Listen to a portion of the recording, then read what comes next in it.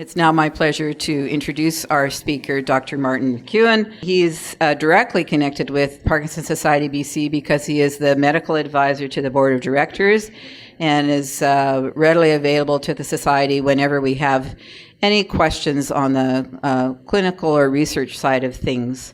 So he's really been a wonderful resource for the society.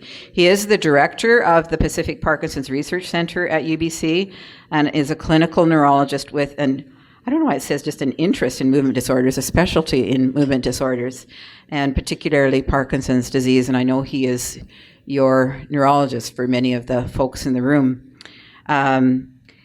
He has a very unique background in that he not only has medical training, but he also has an engineering background. And we've seen how those have come together in a number of the research projects that he either leads or oversees in applying the two different fields to investigating disease mechanisms and potential treatments. So it's with great pleasure that I ask you to join with me in welcoming Dr. McKeown. Thanks very much, Jean. It's always a pleasure to be involved with the Parkinson Society of BC, which I think is a wonderful organization, and we try and do everything we can to support it because I really think it's a valuable resource for people. I'm here to basically talk about two things. It's to just give you some of an update of some of the research in Parkinson's that's been going on throughout the world. It's a very exciting time. Lots of things are happening. So I just wanted to provide a brief overview of some of those things and then tell you specifically a bit more what's happening in our own backyard here in Vancouver at the Pacific Parkinson's Research Center out at UBC. So basically, I'm going to talk about what's new in Parkinson's, new understandings about the disease, new tests that are available to try and pick up the disease earlier or some complications of the disease, and new treatments that are either now available or coming down the pipeline. And then I'll talk a little bit, as I mentioned, about what's happening here in Vancouver.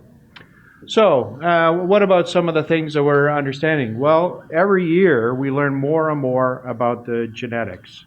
So, and the thing about genetics is the more samples you can get, the more understanding you get. So this is why when you hear Professor Farr speak, who's one of the world authorities on the genetics of Parkinson's, he's always talking about his collaborations all over the world because it's apparent that you have to pool data from all over the world to kind of learn some of these new insights.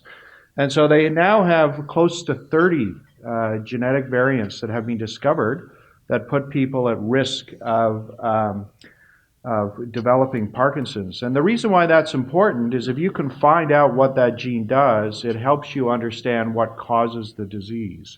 So for example, a lot of the genes that seem to cause Parkinson's are related to what's called the lysosomal and autophagy pathways. And this is essentially the body's recycling and trash collection services. So if all the people if a great number of people who have genetic predispositions develop Parkinson's and they all have abnormalities in this pathway, then it's a clue that this pathway is fundamentally important for developing the disease. And this ultimately, leads towards what we consider the long-term goal. You'll hear this term precision medicine a lot. And what that refers to is right now when we do studies, if we want to learn, for example, if levodopa helps Parkinson's, you would do thousands of studies, enroll thousands and thousands of people, and kind of assume that everyone acts approximately the same. But as we are learning more and more, people are different, and everyone has an individual response, which is often largely due to their genetic makeup. So in the future, what we would like to see is to be able to tailor a particular therapy to a specific individual, partly based on their genetic makeup or other sources of variability. So you'll hear that term precision medicine, and it's becoming more and more important. And in fact, there is one mutation that has come up that seems to be amenable to therapy, and this is starting to come to fruition. The other thing that I mentioned is I think one of the way the field is moving, which I think is good news, is the realization that for us to really understand things, we have to get doctors and researchers out of their silos at different things, and that we have to get them all working together. And I think we've really learned this from the genetics people, but it's spreading to other realms of people do research, for example, in imaging. And so one of the things that Michael J. Fox Foundation has done is they've come up with this thing called the PPMI, which stands for Parkinson's Progression Markers Initiative. And what it is they went to centers all around the world and people who had taken MRI scans of people with Parkinson's, and they pooled it all together. And then they made this huge data set available to researchers throughout the world. And this has led to a number of insights, because there are a number of things that you might not be able to figure out if you looked at 20 brain images, but you might be able to figure out if you looked at 300 or 1,000. And so I think this has been very valuable. And we've made a minor contribution where we've, one of the big things that is always a bit of a curiosity is whether or not, if you're right-handed or left-handed, is it more likely that the disease develops on the right side or the left side? And if you have only 20 subjects, you can't answer that question. But if you have 300, then you can.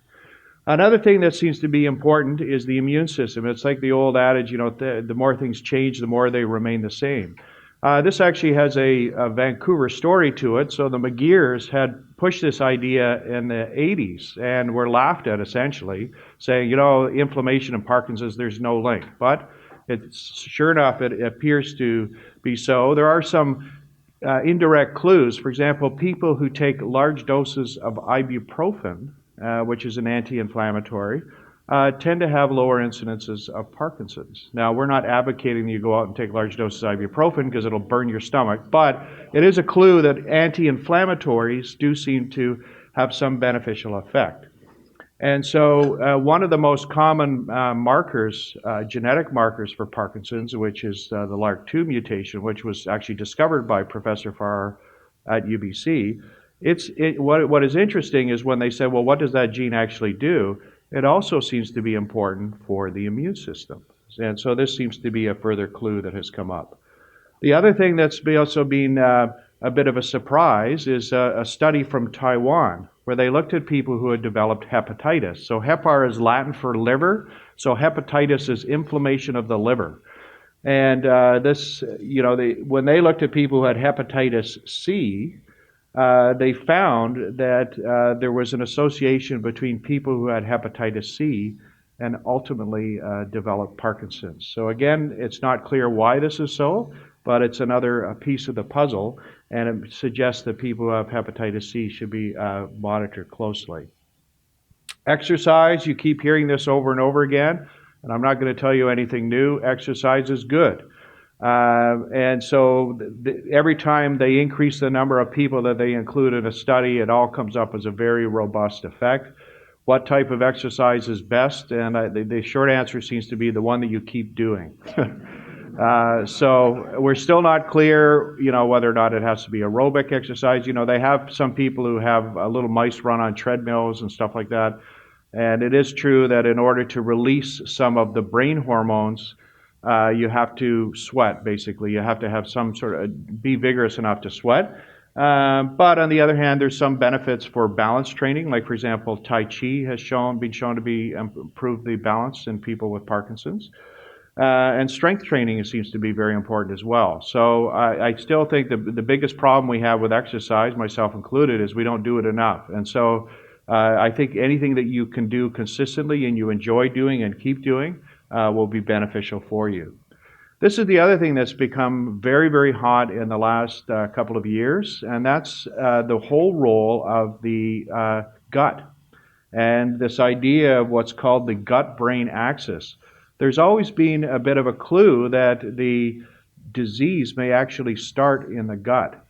So, for example, it was known many years ago that if you have constipation in middle age, you're at greater chance of ultimately going on to develop Parkinson's. And so it turns out that your gut has its own little brain, and if your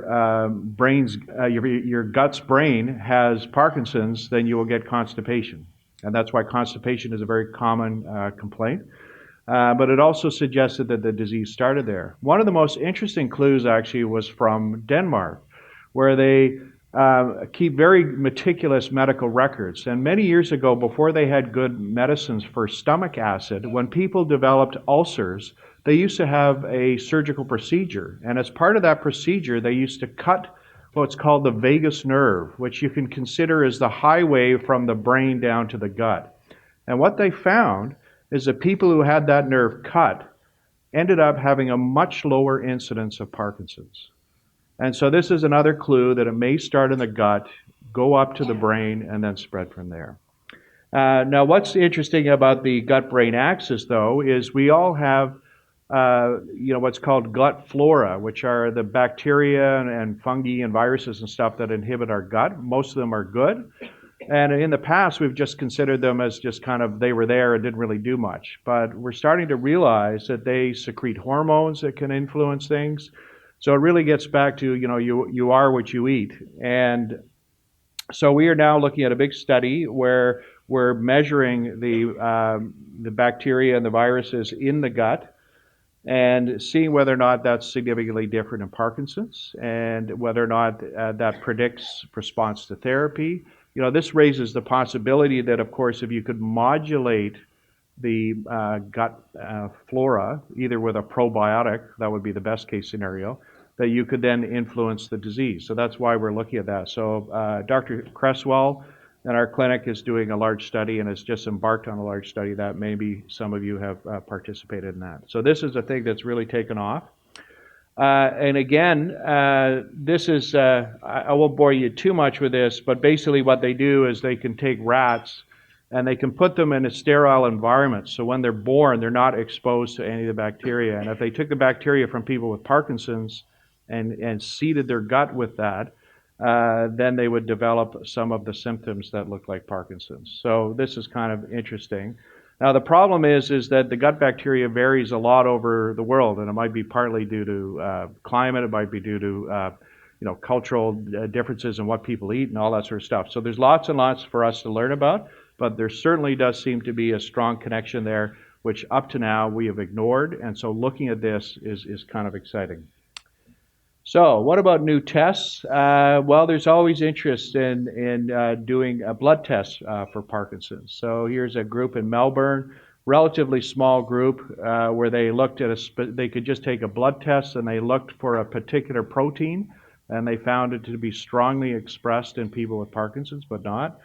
And then another study that was a joint groups between Sweden and England, where they had Parkinson's and some conditions that look like Parkinson's but are not Parkinson's, and they were able to differentiate between these groups fairly effectively. So Professor Wellington at UBC is also involved in this, and we just found out actually on Friday that she's got permission to proceed with a full application related to something like this.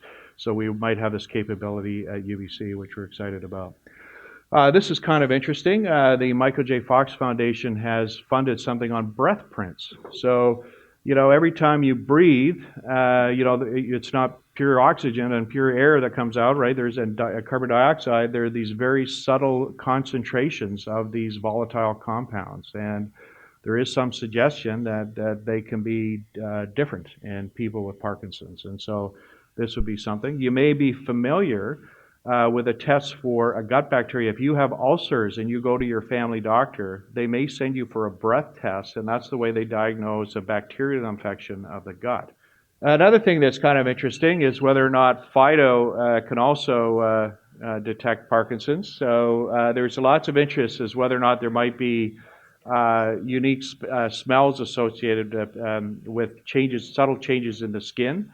You may have heard of that case in Scotland, I believe, where this woman insisted that the clothes, when she was washing her husband's clothes, that they had a distinctly different smell after he developed the disease. And sure enough, when they gave her some clothes where she hadn't seen before, she classified them almost perfectly. And the one person she did misclassified went on to develop the disease something like 6 months later. So there does seem to be something related to changes in the sweat.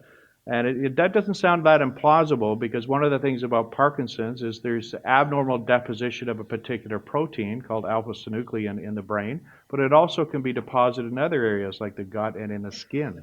and in the sweat. So this might be something related to that. The other thing is eye movements, and this is something we're particularly interested in because of its therapeutic potential, but we do know that one of the common complaints that people have with Parkinson's is that their vision is off. And so a common scenario is they'll go to the ophthalmologist or their optometrist, and the optometrist will look in their eyeball and correct their glasses and everything, and they'll still say, it's still not quite right.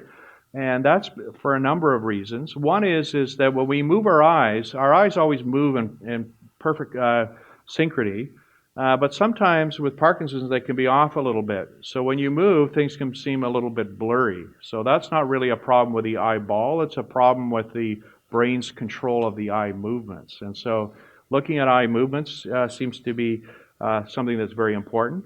Abnormality in the eye movements are associated with falls, and so one of the things I'll talk about a little bit later is whether or not we can train eye movements, just as we can train you can move your arms and legs, you can move your eyes, and whether or not that's a trainable thing and whether or not that will reduce falls, and that's something we're looking at. New treatments. So I'll just talk a little bit about this sort of nomenclature. You'll hear about phase 1, phase 2, phase 3, and phase 4. They'll throw these around as if they assume that everyone knows what this is, but it's good to remember what these are. So anytime a new drug comes on, or they're trying to bring a drug to market, it has to go through a very rigorous safety precaution, obviously. And so there's different stages. So the first stage is really just to check its safety, its safe dose range, see if there's any side effects. A phase 2 trial is to see whether or not it's effective. And then the phase 3 trial is given to large groups of people to confirm its effectiveness.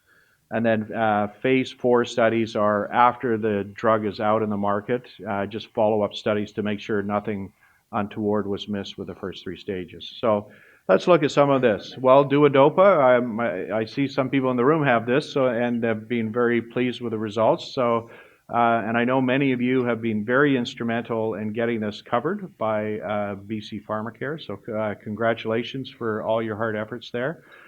This has been I think in many ways a game changer. So for people who have what we call brittle Parkinson's, who may have excessive dyskinesias from too much medicine and wearing off, and some people unfortunately have to oscillate between those two extremes many times a day.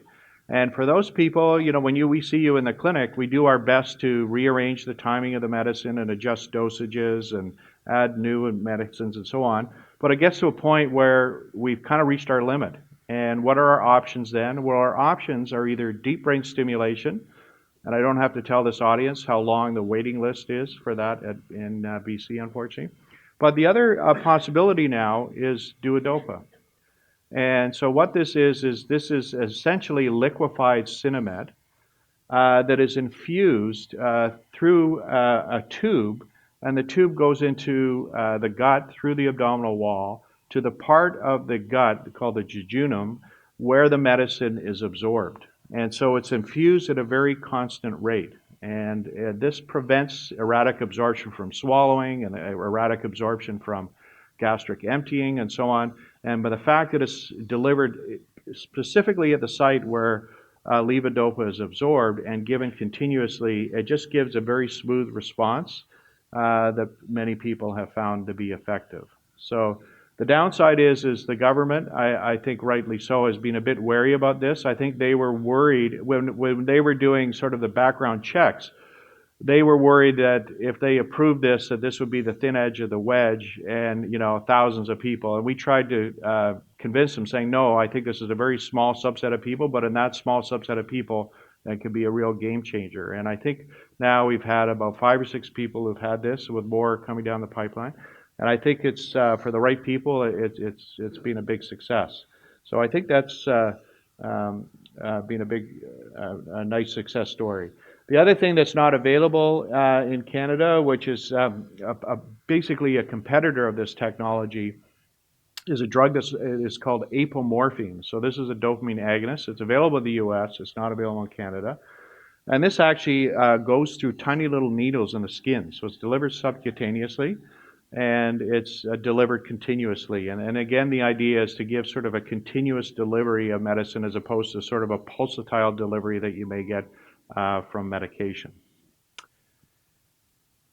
So this is something that may be much closer to being released in Canada. In fact, this past week I was on an advisory board with movement disorder specialists across Canada about this, and this is a sublingual form of this medication. So this is under the tongue for a rescue. So some people who may be stuck and are having difficulty moving, this might be a realistic thing where you just put this under the tongue. Many of you may be familiar with those Listerine strips that you can put on.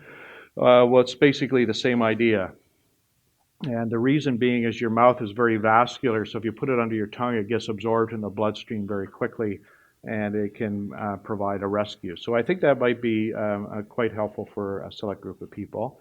The other thing that people have tried to look at is a inhaler. So, you know, people use inhalers for asthma.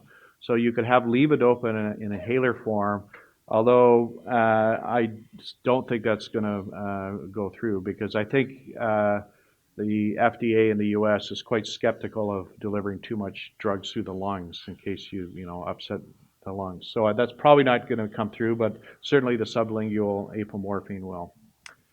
The other thing that's always a good idea is to look at drugs. So you saw about those phases of trials. So the good thing about a drug that's been around for a long time is we know all the side effects, we know all the potential risks. If a drug's been, like levodopa, I tell people that I see in the clinic, this is now the 50-year anniversary for people being on levodopa. So millions and millions of people around the world have been on levodopa. We know everything about this drug. We know its risks, we know its side effects, we know its benefits. And that's because it's been out for a long, long time. So if you take a drug that's already been on the market for a while, any sort of bugs have been ironed out, if you will, and then if it also has a beneficial effect for Parkinson's. So here is something that came up. This is a drug that has been marketed for type 2 diabetes. Exenatide, and it's an injectable drug for diabetes.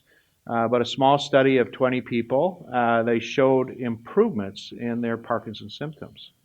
And so this might be something that might be interesting, because as I said, it is already proven to be a safe drug in people with type 2 diabetics, but it shows improvement in Parkinson's. This is the one that you may have heard about for an anti-cancer drug. It was, I think, perhaps irresponsibly marketed with, or released with a press release with big fanfare in the U.S., that some of the drugs that can be used for cancer may show some improvements in people with Parkinson's. I'd be a bit wary. I think one way to look at new therapies is to always look at the risk and benefits. And, you have to, everything in medicine when you look at therapy is weigh the risks and weigh the benefits. Now, a lot of people will always think, well, what's the side effect of the drug? But what they often don't think is, what's the risk of not taking the drug, right? So, people say, I don't want to take it because I don't want to get side effects. And you say, well, what's the risk of not taking it? And sometimes that's higher. So you have to be a bit careful. But this drug here, chemotherapeutic agent, I think I'd be pretty wary until all that gets sorted out. Safinamide is something approved in the U.S. They are going to bring it to market in Canada. It is what we call an MAO-B inhibitor. Many of you may be familiar with, and you may be on a medicine called rasagiline or selegiline. This is in that class. We were involved in some of the trial for this. I can just tell you anecdotally, and I can't really say because this is not definitive, but anecdotally, both people on rasagiline and safinamide, there seems to be a subset of people that we call super responders. So that some people just seem to really do well on that medicine. Again, I think it's related to this idea of precision medicine, where what works well for you may not work well for someone else who's got Parkinson's. And so there do seem to be some people who really respond well to this medication, so that might be something that we can bring in. Again, one of the big controversies is whether or not these medicines actually slow the progression of the disease. So one of the things, and I just bring this up because I hear this over and over in the clinic, if you look on Google on the internet, see the problem is once something gets on the internet, it never gets erased. So there was this theoretical concern with levodopa about, 20, 25 years ago, that if you take levodopa, it would treat the symptoms, but it would actually speed up the disease. And so this would be dangerous. So that's why you should hold off taking the medicine for as long as possible. That's clearly being debunked now. As I said, 50 years later, We know everything about it. If anything, we know levodopa saves lives. We know that levodopa might actually slow the disease slow the progression of the disease slightly. But these other medicines have a much better evidence of slowing the progression of the disease. Having said that, the FDA did not approve rasagiline for that indication of slowing the progression of the disease. But again, it's a bit of a gray area. The reason why it's so difficult to sort this out is if you give a medicine and someone gets better, you don't know whether or not because the disease is slowing down or you're just treating the symptoms. And trying to tease those two factors out is actually extremely challenging. So, the other thing that's very important is a lot of the what we call non-motor symptoms. So, one of the things that is a very big problem is when people start to get some cognitive deficits, they may be at risk for developing things like hallucinations and psychosis where people may get, for example, paranoid delusions. And this is a big, big challenge because if you don't look at Parkinson's, but in general, if people get older and they may get some of these evidence of psychosis, the drugs that are typically used are the complete opposite of the Parkinson's drugs. And the reason why that's important for you is if, unfortunately, you or a loved one breaks a leg, go to the emergency department, and is seen by a physician who is not familiar with Parkinson's, and you get agitated, there's a risk, slight but non-zero, that they may give you the typical agitation medicine, which will be exactly the wrong thing. Okay? So it's always been a challenge in Parkinson's to find medicines that work appropriately in Parkinson's that don't interrupt with the Parkinson's disease. So this is a very good one. We do have one that we use called quetiapine. We like it because it doesn't really interfere with the Parkinson's. The psychiatrists don't like it because they say it's kind of wimpy. In other words, it's not a very strong drug, but usually we don't need a strong drug because we're dealing with the population we're dealing with. The other drug that we have that's very effective is a drug called clozapine. We don't use it that much because it requires weekly blood monitoring. So there's a very, very rare risk that it can shut down the production of your blood cells, which can be fatal. So you have to have your blood monitored. So not many people want to have their blood monitored every week. So having this medicine here, the pimavanserin, may be a huge boon for us. As I think that'll be very helpful. Anxiety is a common issue for many of the people that we see. Buspirone might be very helpful. Looking at new ways to treat constipation is always an issue with people with us. Sleep-wake cycles. So this might be helpful as well. Sleep is another area, just like the gut, I think, is being neglected in Parkinson's. Sleep has been neglected in Parkinson's. And so there's a lot of interest now on how we can improve sleep and what effect bad sleep has on Parkinson's and other aspects of well-being. And I'll talk a little bit more about that. So now there's new medications looking at resetting the sleep-wake cycle. Many of you may know who've seen us in the clinic that we often recommend melatonin, which is a over-the-counter medication, which is quite good for resetting the sleep-wake cycles. New treatments, gene therapy. This is something, again, where they would inject cells into a certain part of the brain, and it would have a certain gene that would help convert levodopa into dopamine. Again, very early results, but it may be a promising avenue.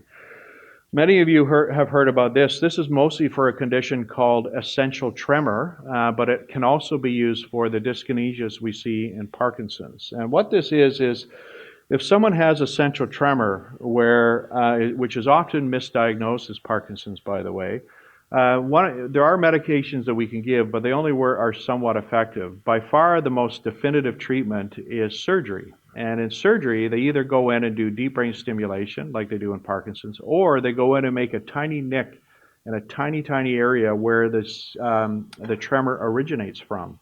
So what people said is, oh, well, instead of having to have surgery, is there some way we can focus ultrasound beams? Now, this sounds kind of crazy, but this technology was originally designed actually for uterine fibroids, where they wanted to see if they could shrink down fibroids without having to do an operation. And the way it works is it focuses sound waves and just heats up the tissue just a little bit, just enough to kind of tell those cells to be quiet. And so what they do is they take an MRI, they get a very accurate 3D picture of your head, and then they focus these ultrasound beams in the tiny area, in the one tiny area where the tremor is originating from, and then bingo. It's like Star Wars or Star Trek or something where they can operate on you without having to cut open your head. So it's pretty amazing. Again, it's available in Toronto, it's available in Calgary, not yet available in BC. But again, it's early days yet, but I think this is something that will be important. As I said, probably a little more important for essential tremor than Parkinson's. Because it's with the tremor, it depends where they actually want a lesion. So, for example, with Parkinson's, we're interested in an area called the subthalamic nucleus. And while with essential tremor, they're looking for what's called the VIM nucleus in the thalamus. So just the geometry is just easier to target the thalamus than the subthalamic nucleus, so for a technical reason. The other thing that's a very interesting thing are monoclonal antibodies. So one of the things that I mentioned before is we do know that when people develop Parkinson's, one of the things that happens in their brain is there's this abnormal deposition of this protein that's called alpha-synuclein. And it's actually similar to many neurodegenerative diseases. So in Alzheimer's, there's deposition of another protein called beta amyloid, but it's the same idea that there is it turns out that the trash collection in the cells of the brain are not working properly, so this protein sort of accumulates.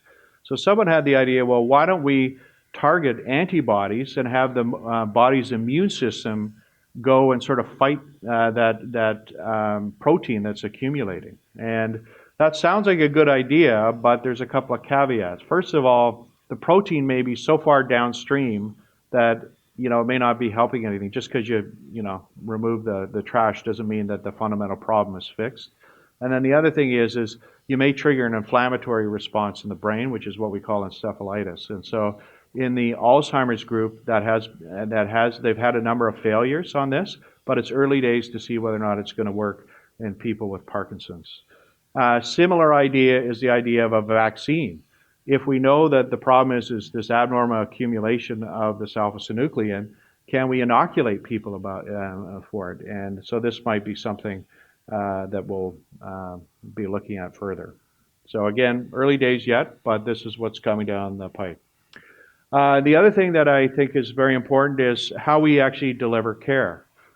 We are certainly of the opinion that Parkinson's is best managed in a multidisciplinary clinic. Unfortunately, dealing with the healthcare authority is always a bit of a challenge, but ideally what we would like to see in a clinic is that we would have nurses and physicians and social workers and occupational therapists and physical therapists and speech language pathologists all working together as a team. So this is always a bit of a challenge. This is a group in the Netherlands that's looking at this. So they're looking at ways to combine all the information that we can derive from people, like blood work, imaging, sending people home with sensors to record them in their home, and how we sort of combine this into a sort of a coherent package is something that we'll be seeing about in the future. So that's a bit of an overview of what's been happening sort of across the world, what's happening in our own backyard. Now, I've mentioned this a couple of times, but I always think when we talk about research related to any sort of clinical problem, I think you have to have what I would call a balanced portfolio. I mean, obviously the long-term goal is to have a cure, but we have no idea how the path of the cure is going to be, and it's probably going to be a very convoluted way on how we get there. In the meantime, what do we do if you already have the disease? What sort of research is going to help you? And so that's why I think we have to think of research in terms of long-term strategies, medium-term, and short-term. And what I mean by that, in the short term, we might be interested in clinical trials of new drugs that are coming out, clinical care models, how we combine the nursing and medical care and so on. New treatments that we can deliver tomorrow. I mean, these are novel treatments. I think these are sort of short-term things that we should be considering. In the medium term, we might want to look at things like brain imaging. Is there some way we can do an MRI of your brain and say, listen, you're at great risk of having falls in the next 5 years. You got to make sure that you concentrate on working on your balance. So that type of thing would be helpful. And then the much, much longer term is getting at the fundamental biology, such as the genetics, excuse me, and the molecular biology to really understand some of the fundamental things. So I think we have to have a little bit of investment in all of these different strategies to find a cure and ease the burden, which of course I think is a very nice motto that the Parkinson Society has. Okay, so what about some of the things that we're doing in the short term? Well, one of the things that we've done is this was funded by the PPRI, and this was an impact project, which is a way that we totally restructured the way we do electronic medical gathering. And I won't bore you with the technical details, but basically we've become the envy of all the other clinics because they look at us and they say, how do you guys do that? And basically what we do now is we store everything electronically, but it's done in a clever way so that we can anonymize the data and then capture the data to do statistics. And to give you an example of that, everyone, when we see someone in the clinic, we strip off any identifiers and it gets uploaded to a database. And from that, we've been able to find, for example, that there are gender differences in depression and Parkinson's. How women express depression and Parkinson's is different from how men express Parkinson's and depression. And the only way we would find that out is having looked at thousands and thousands of records. And that was made possible through this type of format. And this, as I said, this is an example of that. We've also noticed that there's different subtypes of cognitive deficits, and that was all from data mining our electronic medical record system. Oh, I guess my thing didn't change it. Okay, one of my movies there is dying. So the other thing that we looked at is the effects of exercise. As I said, we do know that exercise is good, but what we don't know is what is exercise doing in the brain. And so one of the things that we've looked at is we've looked at changes in brain connectivity when people move, before and after they've been involved in exercise and listen to music. This is work from Dr. Stossel's group, where they've done PET imaging, and again, they looked at sort of reward pathways when people exercise, and this is basically a small part of the brain that lights up if you're getting, if you kind of get the runner's high, if you will. What about sort of medium term? Well, this is, again, as I mentioned, a lot of the neurodegenerative conditions are associated with deposition of protein, and one of the proteins that's associated with impaired memory is what's called the tau protein. So we could measure that. That would be very helpful. So there's a lot of interest in looking at that with PET. This is work from my PhD student, Robert Baumeister, where normally, you know, the brain consists of outer gray matter and inner white matter. And if you asked, 100 neurologists, they would say, oh, the white matter is normal in people with Parkinson's. However, if we've looked a little more carefully, we've been able to show that we can actually predict how severe your disease is by looking at the white matter. And so this might be very important as both a prognostic marker and also to look at the effects of therapy. So looking at these white matter tracks may be something in the future. This is something interesting. Let me see. So this is what we call biofeedback. So what we do is we can measure someone's brain waves and tell you whether or not your brain waves are more Parkinson's-like or more normal-like. And so what this is showing here is, one ball is sort of the Parkinson's brain and the other one is the normal brain. And so when it's measuring your brain waves, it's trying to, in real time, see that. And the reason why we did this is listening to people like you. Very often a standard question we ask people is, when's your best time of day or when's your worst time of day? Usually because we want to see with respect to timing of the medications. And there's so many times when people say, Doc, I feel best after finishing yoga or qigong or meditation. I feel great for about 20 minutes and then all of a sudden the symptoms start coming back again. So we thought, well, this is kind of interesting, that there's some way we can harness this. And so that's why we've got into biofeedback. And then we've looked into genetics. There's a new gene that has been detected with Professor Farr. So one of the things that we've been looking at is non-invasive brain stimulation. So this is my PhD student, Sujin Lee, and she's getting an award for her presentation.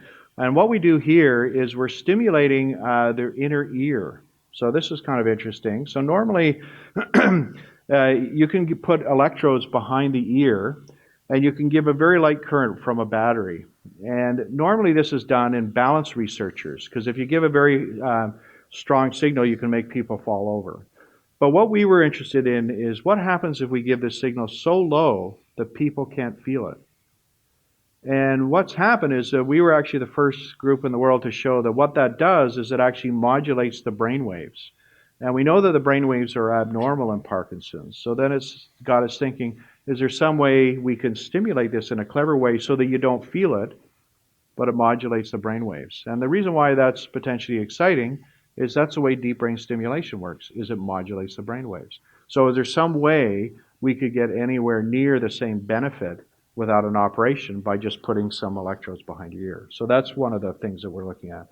And this is another thing. It's another one of my students getting an award in Scotland, where we were looking at the effects of stimulation in balance, whether or not it helps with balance. This is another paper that we wrote. So one of the areas when we provide the stimulation, we found out that it activated an area in the brainstem called the PPN. Now, why would we care? Well, they have tried repeatedly, but unfortunately failed to do deep brain stimulation in Parkinson's for people who have problems with balance. So they know that normally they target other parts of the brain to improve the Parkinson's symptoms, but unfortunately balance has always been the big challenge because balance doesn't typically respond to the medication. So one of the things they tried is, well, let's try and target this area called the PPN and see whether stimulating that helps. Unfortunately, it's been a bit of a disappointment, partly because they don't know exactly where to put the electrode. So we were excited when we were doing this non-invasive stimulation that we were able to show that we are actually activating this area, so that we think that might be the mechanism through it works. And I bring this up because this is related to actually the Parkinson Society of BC. So none of these things are good if they're stuck in the lab. Eventually they have to get to market so that people can use them.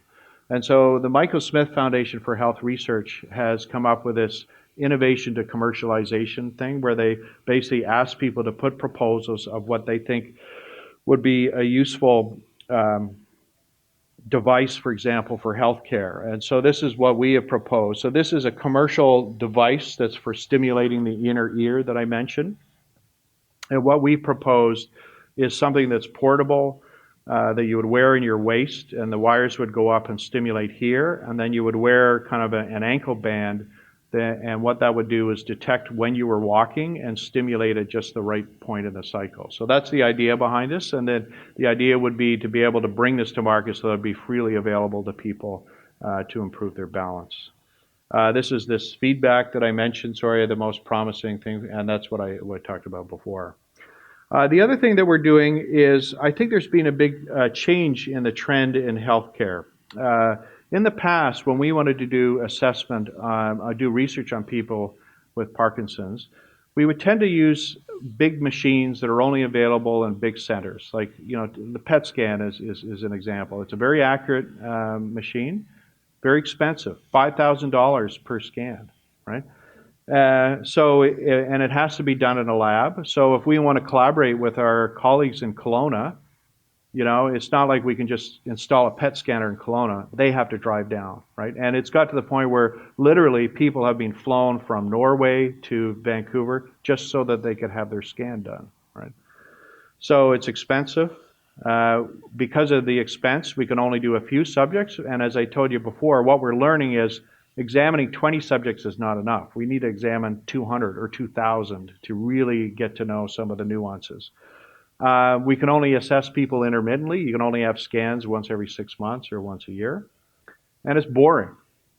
So where I think the trend is going, but the good news is you get high quality data. Where I think the trend is going is where people wear Fitbits or something like that. Okay, so it's home-based, it's inexpensive.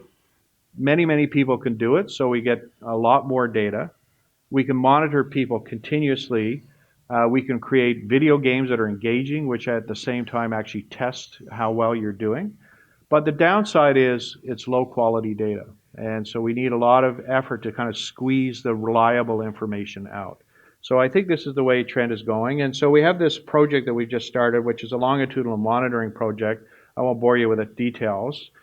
But one of the things that we thought about is the problem with this is that you have to wear sensors. And no one wants to wear, maybe wear a Fitbit, but let's face it, people don't want to wear sensors. And it would be nice if we had someone who was frail and we could monitor them without actually having to have them wear a sensor. Because sometimes, it's hard enough to get my mother-in-law to remember to take her cell phone with her. She's not going to be able to remember to put her, sensor on her, right? So one of the things we would be very nice is to look at cameras. So, cameras could look at tripping, shuffling of gait, tremor, bradykinesia. And initially we thought, no, there's no way we could do cameras. We don't want Big Brother staring at you all the time, right? But we think we found a solution. Now, full disclosure, this is a company in Burnaby that is actually is affiliated with my close collaborator, Professor Wang in engineering, and this is why I've heard about it. But they've come up with something novel that I think is worth considering. What they do is they take a camera and a supercomputer and mix it together into one unit. And the reason why that's important is what they can do is they can take a picture of someone and they can immediately de-identify them and throw the image out. So the only thing that would ever be around would be the skeleton, right? So there's no concern about anyone locating you. All you have is a stick figure, right? So if someone hacked in, all they could ever see, because this picture here is never stored. It's thrown out. And the other thing is you can just turn the dial to turn the lens cap off. So there's no way anyone could hack it. So we thought, well, this is kind of interesting because, this would give us updated information on movement without necessarily violating people's privacy. So, and once we get this report, then this is trashed. So here gives you an example of now. So here's a guy walking. He's not going to win an Oscar, I think, by that performance. But this is what would happen is that the computer would instantaneously do that, right? And so that's not really a violation of privacy. And so the idea would be, that you would get this, and as soon as it detects that, say, someone has fallen, various triggers could be done. For example, they could send a text to a family member saying, wait a minute, someone's fallen, you better, look into it. So, as I said, I've always been wary about the camera, but I think this idea of not keeping the person's picture, but immediately converting it into a skeleton figure, and only keeping the skeleton figure might be something. So one of the things that we may be asking you actually is to do a survey to see what your thoughts would be on that, of whether or not you would say, oh, there's no way I would ever have that in my house because it's too intrusive. Or would you say, if I can be guaranteed that my picture's never taken, it's just a stick man, might be okay. So that's something I'll just leave that with you. The other thing that's very important for people with Parkinson's is not just how they're doing from a motor perspective, but when they take the medicine. So this is a big challenge when we see people in the clinic, and I can just tell you, actually, just having been in the game for a little bit now, the people who do well over the long term are people who take their medicines consistently and reliably, okay? Taking the medicine when you say, oh, I'm starting to feel bad, maybe I should take a pill, that's not necessarily a good strategy. And as I said, I often tell people, we don't want you just good now. We want you good 10 years from now or 10 or 15 years from now. Okay. And so for us, when we're trying to figure out, you're saying you feel bad at noon. Well, when did you take your last pill? Well, if we think you took your pill at 8, but you actually took it at 10, we're going to be making the wrong decision. It's kind of garbage in, garbage out. So we're also interested in this idea of smart pill boxes. So whenever you take a pill, it will record when you've taken it. So then we can say, okay, 2 hours later, you've got dyskinesias, or 3 hours after you took the last pill, that's where you're wearing off. So knowing when you took the pill is just as important as, when you're doing well from a motor perspective. So we're looking into this. We've also teed up with a group in Surrey, which is looking at using iPhone apps. If we can come up with sort of video games that are really a way to actually test performance. I think this will be good. This will be good for telehealth, so people don't necessarily have to travel down to the clinic for us to assess you. You could play this game and we could upload it and say, oh, okay, you're not doing as well. So this is a simple thing where it looks like you're taking pictures of animals, but it's really just measuring your reaction time. And this is a thing where you're going to the grocery store to buy things, and really what it's doing is checking your memory, how well you can remember these things. So, these are these things where we call smart games, where they kind of look like games, but really they're ways to assess people. And then this is something in collaboration with a group in Singapore that we're working with to see if we can sort of automate the Parkinson's exam. So when you come into the clinic, we get you to do things like this, and this may be familiar, right? So there's a way that we can kind of do that automatically. It may be more consistent, and as I said, will enable us to do sort of telemonitoring. So we're very interested in that. So eye movements are abnormal in Parkinson's, and we know that there's problems with reading and turning and so on. But we know that eye movements are trainable. So one of the things we're interested in is, can we train people's eyes, and will that improve some of their Parkinson's symptoms? And so I won't bother you too much with this, but we've made some video games where we are actually getting people to either smoothly move their eyes or rapidly move their eyes.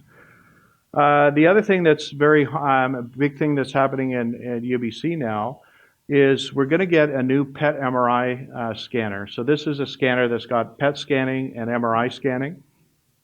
And we think that this is going to look into what we call brain energetics. In other words, how the brain utilizes energy. And this is going to be a completely novel direction upon which to proceed.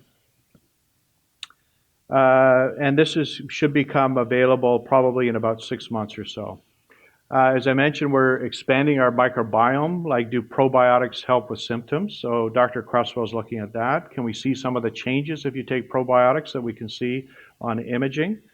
So this is something. Professor Dudet has found something in plants that if you give it to rats, they develop Parkinson's. So here's kind of a plant-based food that seems to cause inflammation in the gut, very similar to what you see with Parkinson's. So she's chasing that down diligently.